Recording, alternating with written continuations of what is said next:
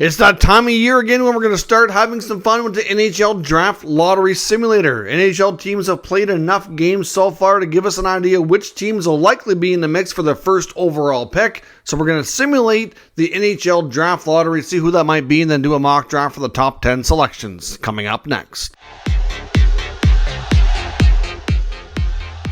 So welcome back to another video here at Top Shelf Hockey. As I mentioned, we're going to today play with the NHL Draft Lottery Simulator tool courtesy of Tankathon.com. If you follow my channel for some time, we do this every season. I've done this for, 3, 4, 5 seasons now.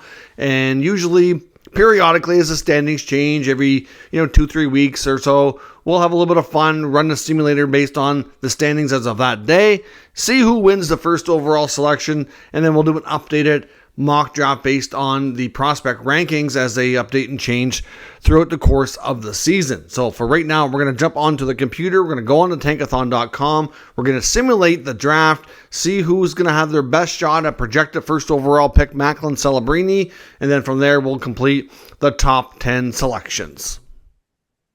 So here we are on the Tankathon.com website where we can use the NHL Draft Lottery Simulator. If you haven't used this tool or you're not familiar with it, it's a lot of fun to do. And obviously, like I said, throughout the season, this is going to change.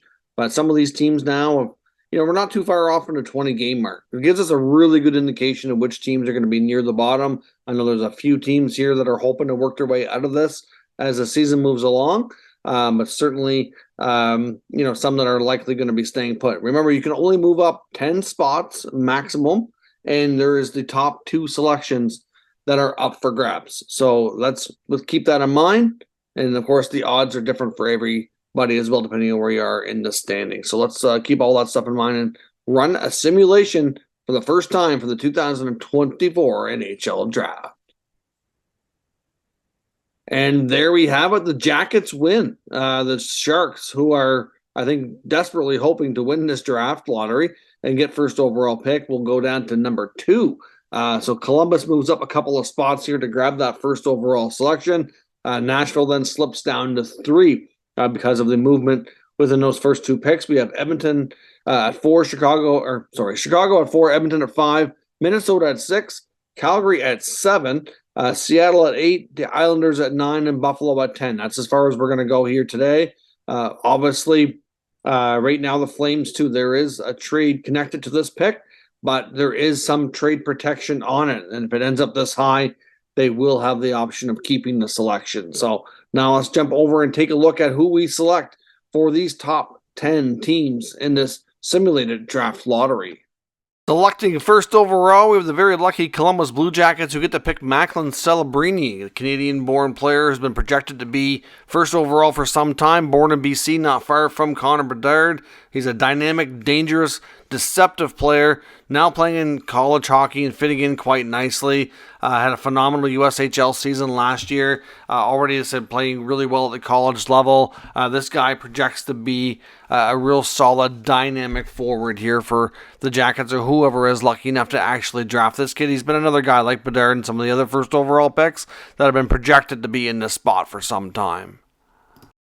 At number 2, we have the San Jose Sharks, and they'll be selecting Cole Yzerman. Yzerman, a left winger, U.S.-born player, started his season strong, 13 goals in 9 games on his way to rewrite the goal-scoring records in the United States national team program. A lethal shot. It's definitely going to be a pretty solid, pure goal scorer is what things project here for Yzerman. He does get some comparisons to Austin Matthews. Not that he's going to be a Matthews player or a clone of him, but he does have the abilities to shoot and score, and he does get some comparisons based on his style compared to Matthews in that regard.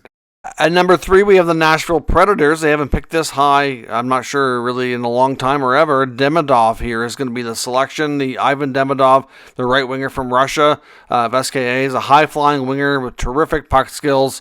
Certainly he's going to be one of those guys like Minchkov. They're going to have to wait a little bit.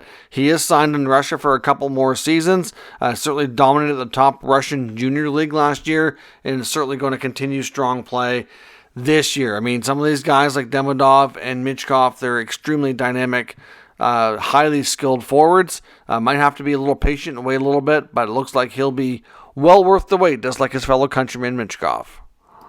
Next up here at number 4, we have the Chicago Blackhawks. The Blackhawks are going to be selecting Artem Levshinov. He's a defenseman, Russian-born, but currently playing U.S. college hockey for Michigan State in the NCAA. He's a big, mobile defenseman with great puck skills that projects to be an offensive defenseman who should be able to play in the top 4, possibly even be a power play quarterback. So this guy has, like I said, lots of skill. We don't know how the Russian factor will factor into some of these teams' decisions, but where he's already playing in the U.S., it shouldn't affect him nearly as much as some of the potential other ones. At number 5, we have the Edmonton Oilers, and we have them selecting Berkeley Catton, a centerman from the Western Hockey League Spokane Chiefs.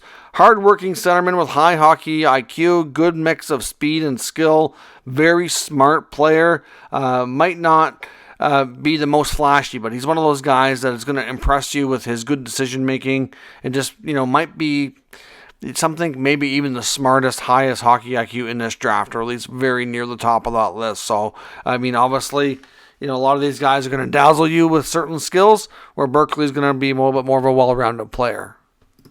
Next up at number 6, we have the Minnesota Wild, and we have them selecting Finnish-born player Konsta Helenius. Helenius from Liga is certainly having a special year in the top Finnish league. Plays a physical style of game with great speed and skill that makes him a dominant play driver and certainly could move up higher into your lineup. So he's a player who I think he's versatile in a lot of ways. You can play him in different spots, but certainly the fact that he's been able to play at a high level in Finland with the speed and skill that he has certainly projects well for the NHL. At number 7, we have the Calgary Flames, and I have them selecting defenseman Anton Silyev. Now, Silyev is another KHL Russian-born player here. Obviously, some Russians in the top 10 this year. Very solid group of players. He's a highly skilled defenseman. There is some concerns on his decision-making and his hockey IQ to a certain extent, but his agility and the way to work the blue line and his puck skills certainly make up for it. But he's one of those defensemen, in my opinion, that you kind of have to take the bad with the good. You're going to get a lot of good, but you're going to have some defensive breakdowns. At number 8, we have the Seattle Kraken, and I have them selecting a Canadian defenseman, Sam Dickinson, from the OHL's London Knights program. That program puts out more NHLers than just about any other hockey program in Canada.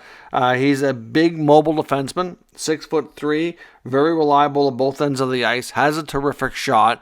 As of right now, projects to likely be a potential top 4 defenseman. Like I said, you got your size, you got your strength, you got a little bit of offense. There's definitely a fair bit of a game there to like. And for his age, he does tend to defend well, which projects well as well.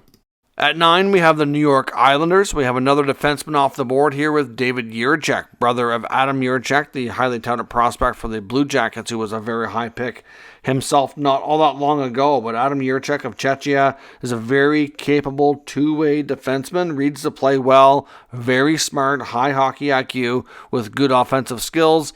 To me, again, I think he projects to likely be a top 4 defenseman. Not sure he's going to be a top pair or a power play quarterback. I think he's going to be one of those D that you do get some offense out of, but that he has a lot of the other little things right and can be very dependable at both ends of the ice. And at number 10, we have the Buffalo Sabres. And the Sabres, I have them selecting Michael Brandtzig-Nygaard. Now, he's a right winger, physical two-way forward with a great shot. He can play multiple spots in your lineup and on your power play, which is good. It certainly projects at this rate to have a good likelihood of becoming a top 6 forward. The Swedish-born forward should likely play another year in Europe and Sweden before making the jump to North America. So I would say good potential, high upside, but might be a little bit further away than some of the players that are ranked ahead of him right now. But it could be another good prospect here for the Sabres, who have a pretty deep group of young players, and it's really hard to identify a full need that they really need to target here. So in my opinion, they'd go for best player available, and this is who I have pegged for them.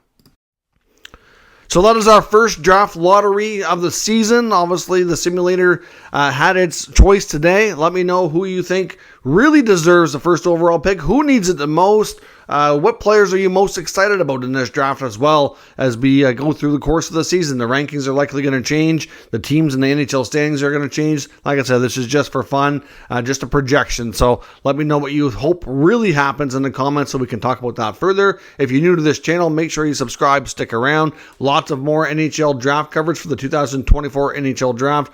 Of course, daily recaps of all the NHL news and latest trade rumors around the NHL as well. So lots of content here to keep you up to date. Thanks very much for watching, and I'll catch you next time.